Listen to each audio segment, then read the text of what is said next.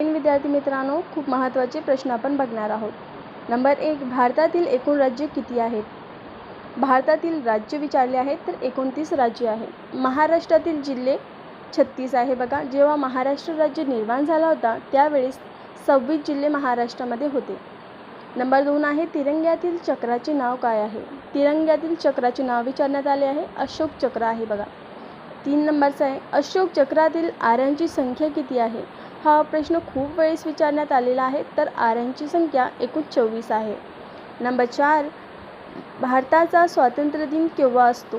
15 ऑगस्टला भारताचा स्वातंत्र्य दिन असतो. बघा, 5 नंबरचा आहे, भारताचा प्रजासत्ताक दिवस कधी असतो? तर 26 जानेवारीला असतो प्रजासत्ताक दिवस. 6 नंबरचा प्रश्न IMP आहे, महाराष्ट्र राज्याचा राज्यपक्षी कोणता? हरावत, त्यालाच आपण हरियाल देखील म्हणतो.